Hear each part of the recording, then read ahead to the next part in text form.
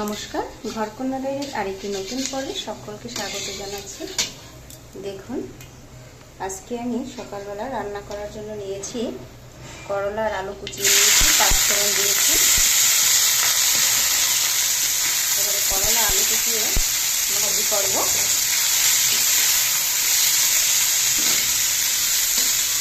আর এদিকে আমি এই যে প্রেসার কুকারে নিয়েছি সবজি।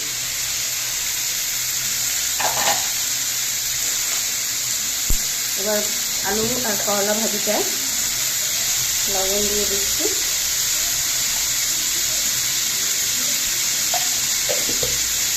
আর দেবো হলুদ।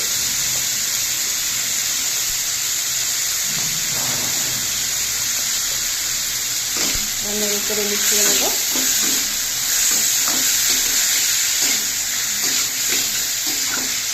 করলার পরিমাণটা বেশ কম হয়ে গিয়েছে, কারণ করলাগুলো কাটতে বসেছি বেশি শক্ত করে দিয়েছে। যেহেতু সবজি জল দিয়ে বেশি করা হয়, তাই কী করবো, পরে আলু দিয়েছি বেশি করে। কোনো রকমের একটা করলা, ছোটো করলা তো একটা রেখেছি।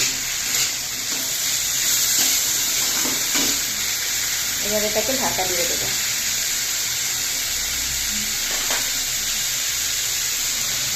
আর দেখুন, এই যে এদিকে আমার ভাত হয়ে গিয়েছে, ভাতটাকে তুলে গড়ে বসিয়ে দেব। ভাত হয়ে গিয়েছে।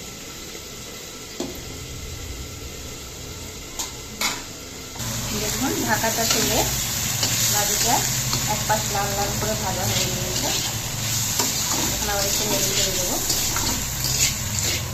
এভাবে কুচি করে করলা আর আলু ভাজলে বেশ ভালো লাগে। আবার দিয়ে দিচ্ছি।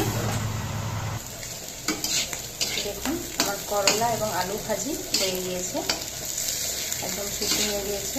আমি এখন এটাকে তুলে নেব। এই যে এই দিকটাতে আমি সবজি বসিয়ে দিয়েছি।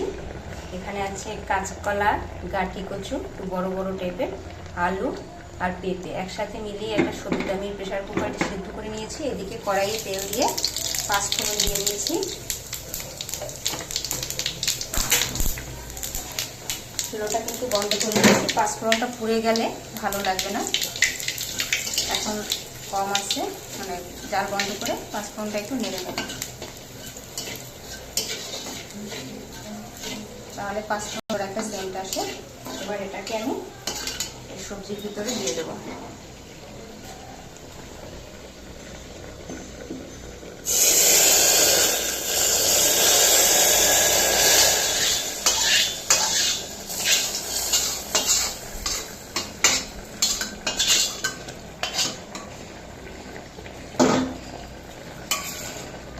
দেখুন, আমার নিরামিষ সবজি, কম ঝাল, মানে ঝাল ছাড়াই, মশলা ছাড়া। একটু পাঁচফোড়ন দিয়েছি আর একটু জিরে দিয়েছি।